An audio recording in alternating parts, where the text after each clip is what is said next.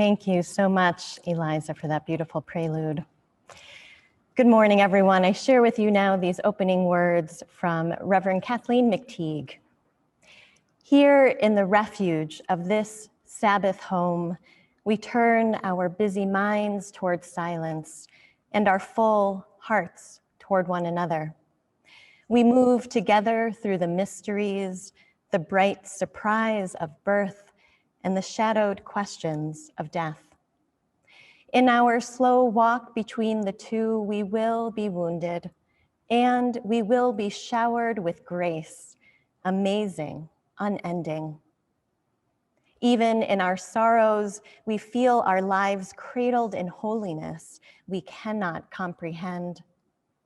And though we each walk within a vast loneliness, the promise we offer here is that we do not walk alone. This is a holy place in which we gather, the light of the earth brought in and held, touched then by our answering light, the flame on a chalice, the flicker of a candle, the lamps of our open faces brought near. In this place of silence and celebration, solemnity and music, we make a sanctuary and name our home.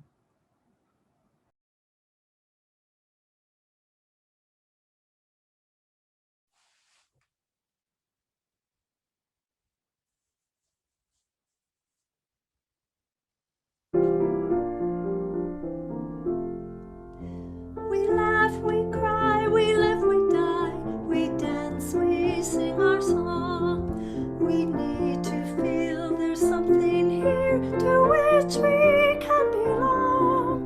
We need to feel the freedom just to have some time alone. But most of all, we need close friends we can call our very own. And we believe in life and in the strength of love. And we have found a need to be together. We have our hearts to give, we have our thoughts to receive, and we believe that sharing is an answer. A child is born among us and we feel a special glow. We see time's endless journey as we watch the baby grow. We thrill to hear imagination freely running wild. We dedicate our minds and hearts to the spirit of this child. And we believe in life and in the strength of love. And we have found a time to be together. And with the grace of age, we share the wonder of youth.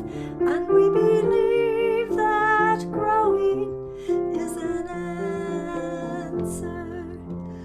We seek elusive answers to the questions of this life. We seek to put an end to all the waste of human strife. We search for truth, equality, and blessed peace of mind. And then we come together here to make sense of what we find. And we believe in life and in the strength of love. And we have found a joy being together. And in our search for peace, may we will finally see, even to question truly is an answer.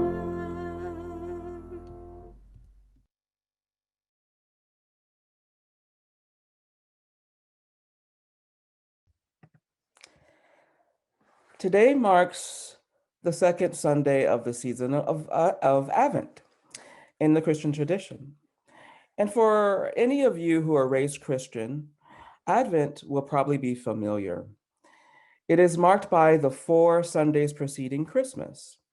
It is intended to be the time of preparation for the arrival of Jesus into the world. The Advent wreath is a symbol associated with Advent. Another symbol you might be familiar with in the Advent calendar. Perhaps you have one at home filled with chocolate, which makes, a good special treat for leading up to Christmas. And like the Advent calendar, the wreath is used to mark the time leading up to Christmas. The wreath is a lot like the wreaths that we hang around our homes at this time of year. It is made of branches of evergreen formed into a circle. On this second day of Advent, a season of waiting and preparing, we light 2 candles of the Advent wreath. The first for hope, and the second for peace. May the light of these candles help us to bring more hope and peace into the world. And may hope and peace be with us in our time of worship this morning. Let us now light the chalice, the symbol of our Unitarian Universalist faith. I now invite you to light a chalice at home if you have one nearby. We light this flame, enduring symbol of our collective commitment to lead us with truth and compassion. And now we will recite our congregational covenant together. We covenant to speak honestly and listen deeply to each other and the voice within. Treat each other with compassion and honor our differences. Take responsibility for the impact of our world, our words, actions, and inactions have on each other. Support each other in times of need and of grief, and celebrate the beauty and joy in our lives. Honor the gifts of the past and be gentle with each other as we grow. Encourage each other in the brave work of creating a more beloved community and a healthy, sustainable world. And forgive each other and start again. Thank you.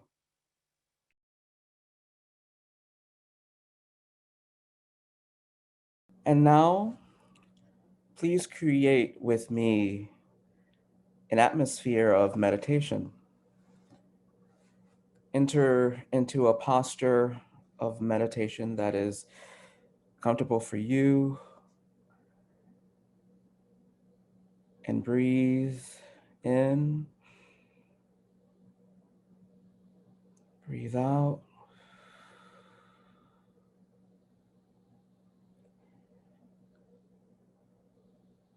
As I read the words of Lucy Tabahanzo,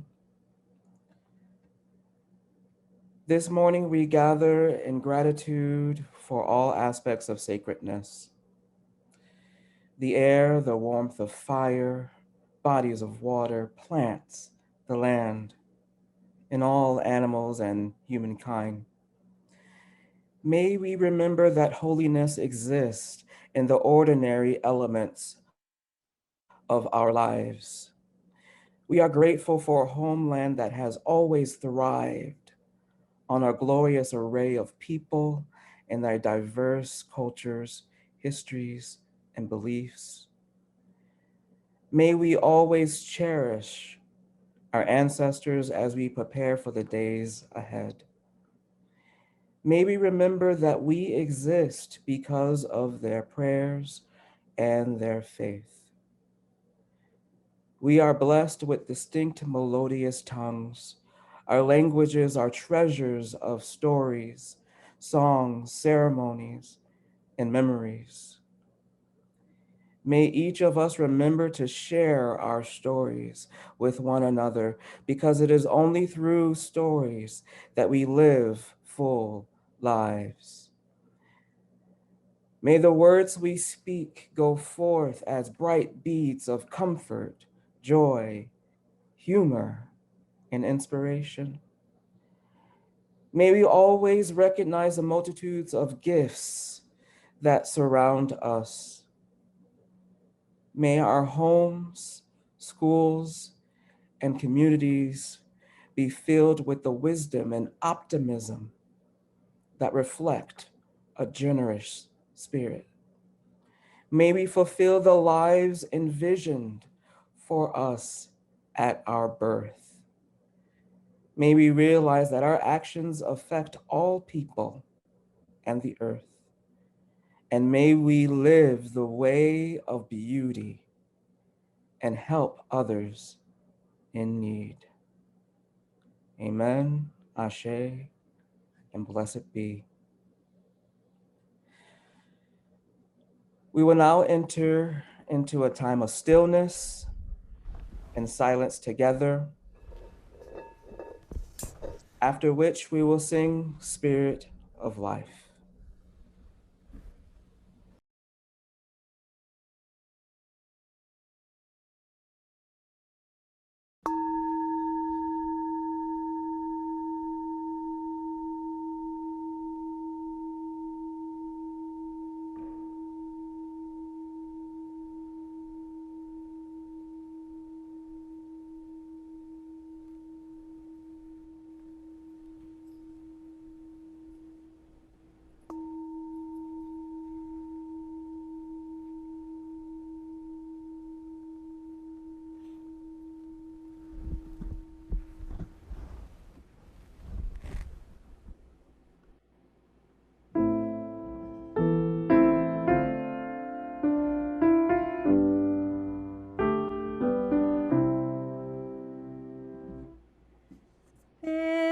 Spirit of life, come unto me.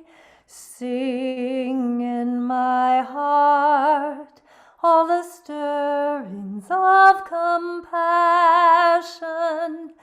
Blow in the wind, rise in the sea, move in the hand, giving life the shape of justice. Roots hold me close, wings set me free. Spirit of life, come to me, come to me.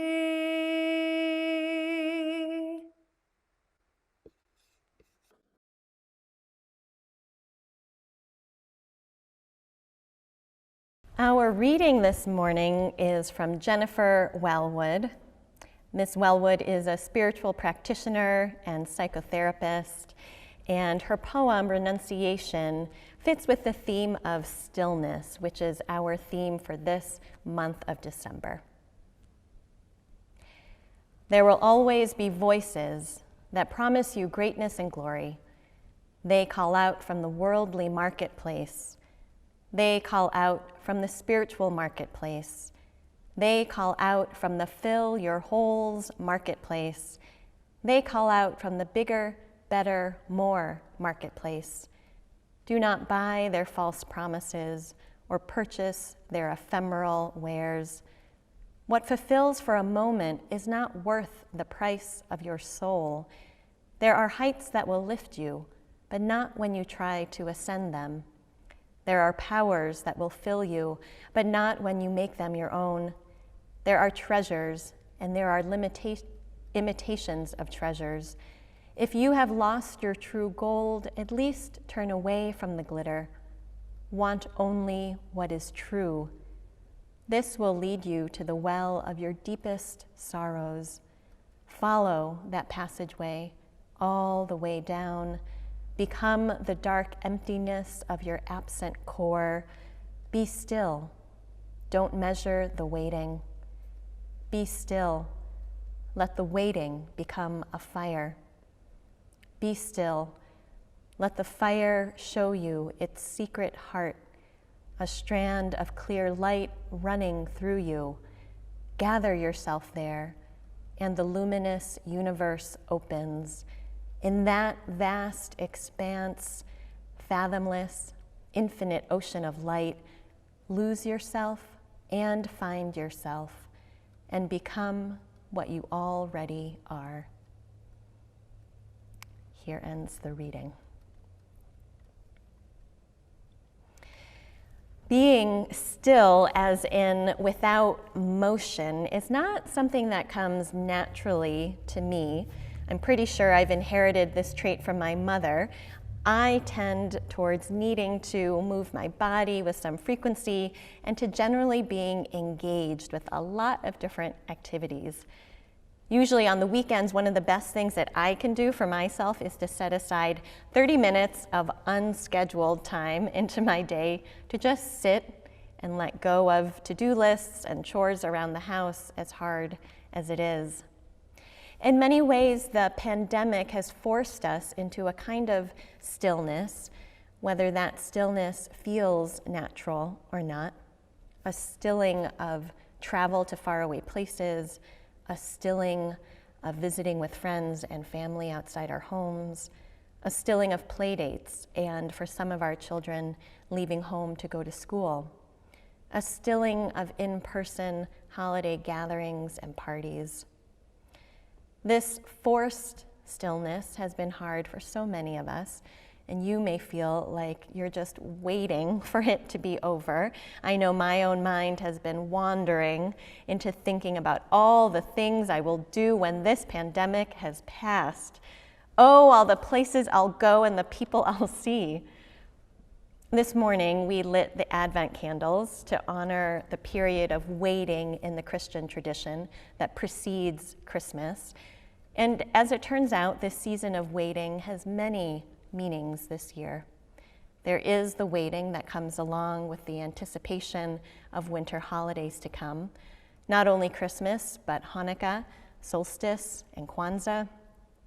There is the waiting for this year, the year of 2020, with all of its hardships to finally be over and fully in the past. And there is the waiting for the light at the end of this pandemic tunnel, waiting for safe and effective vaccines, and a time when it will be safe to once again be in the presence of one another's company. All of this waiting can be challenging and uncomfortable, especially when so many things feel like they're out of our control.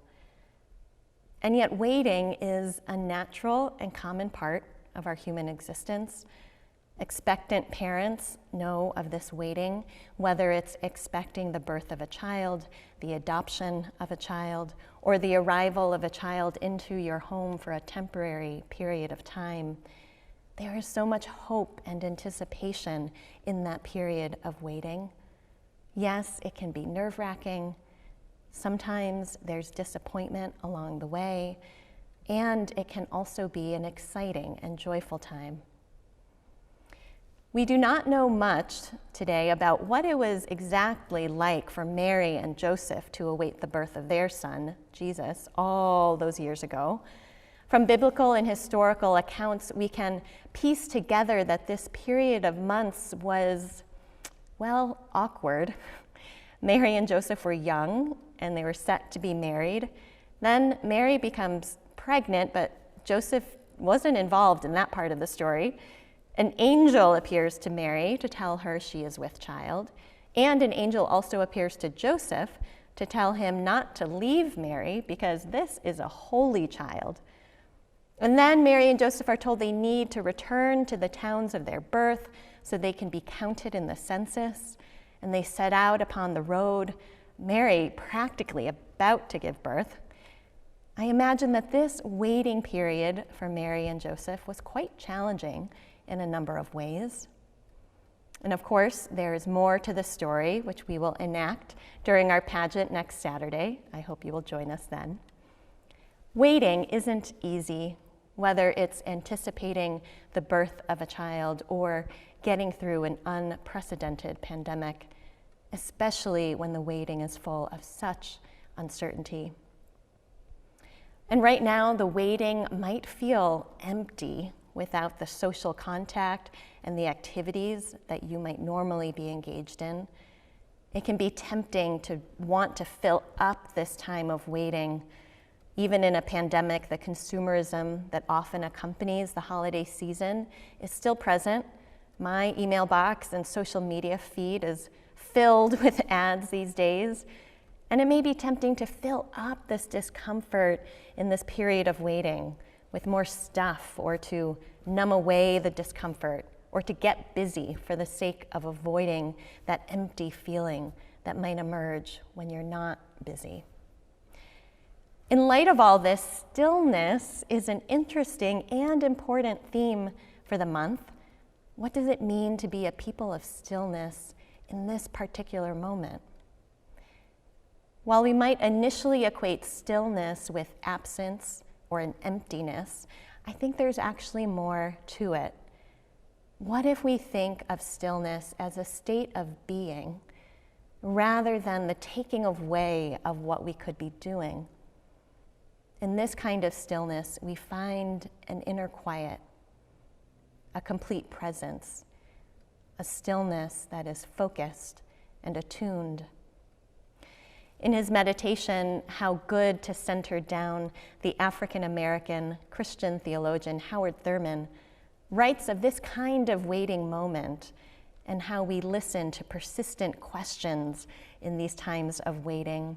And he says, as we listen, floating up through all the jingling echoes of our turbulence, there is a sound of another kind, a deeper note, which only the stillness of the heart makes clear. I believe it is this stillness of the heart that we are after, and that can serve us in this waiting moment, a stillness of the heart that can lead to clarity. There's another holiday coming up that may be less familiar to you that speaks to stillness. This coming Tuesday, December 8th, is a Japanese Buddhist holiday called Bodhi Day. Bodhi Day celebrates Siddhartha Gautama's attainment of enlightenment. And the story goes that after years of wandering and searching for the true meaning of life, the former prince came into a period of meditation beneath a Bodhi tree, which is a variety of fig tree. In this period of stillness, he attained enlightenment. According to Reverend Earl Ikeda, resident minister of the New York Buddhist Church, as the Buddha sat under a Bodhi tree, reaching down with his finger touching the earth, he awakened to an awesome awareness that everything in the entire universe is connected, and removed himself from all the forms of anger, greed, and desire that cause suffering, and thus attained a state of perfect wisdom and compassion. The Buddha would go on to teach for about 45 years, founding communities of followers of the spiritual path that would come to be known as Buddhism.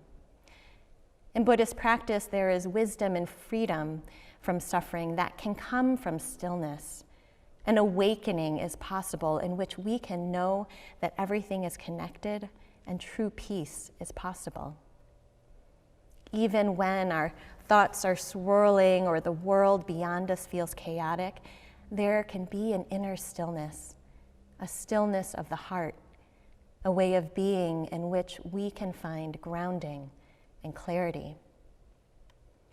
No matter what religious holy days you may be celebrating this winter season, I think this stillness of heart is available to all of us in this waiting moment. In our reading that I shared earlier, I love how Jennifer Welwood pairs stillness and waiting. She writes, "Be still. Don't measure the waiting." That's a tough one.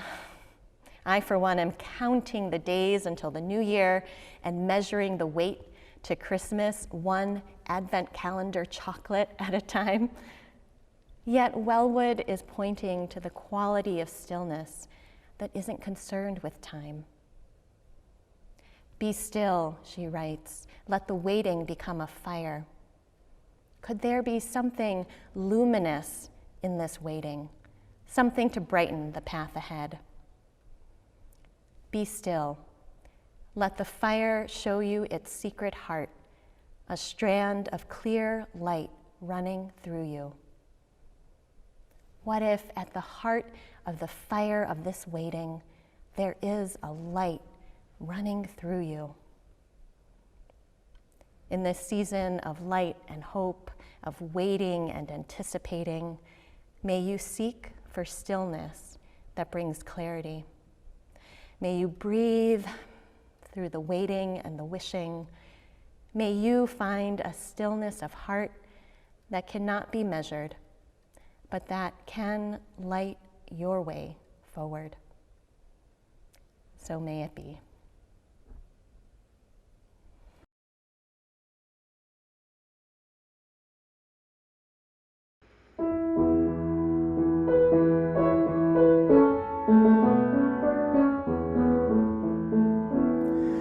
Come sing a song with me.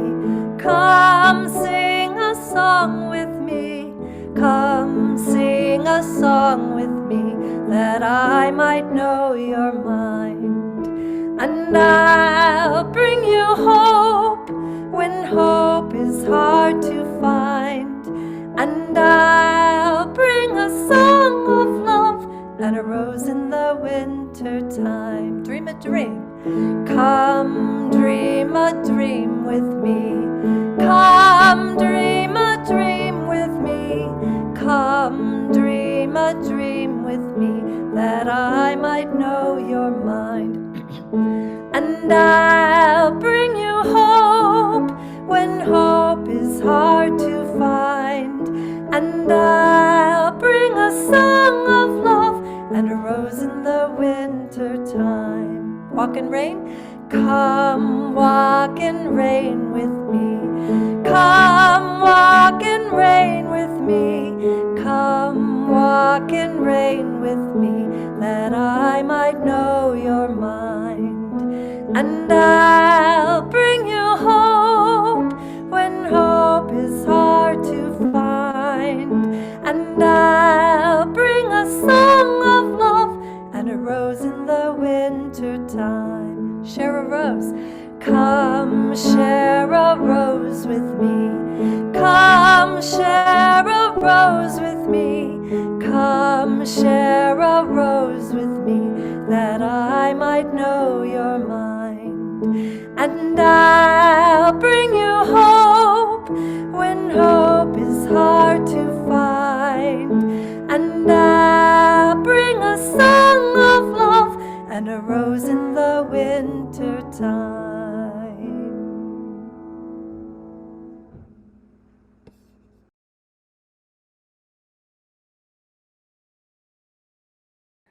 And now, as we draw this service to a close, we extinguish the chalice and carry within each of us its healing flame, the warmth of community, and the spark of hope into the days and weeks ahead. As we do so, let us join in saying the mission statement of our Unitarian Church of Montpelier. We welcome all as we build a loving community to nurture each person's spiritual journey, serve human need, and protect the earth, our home.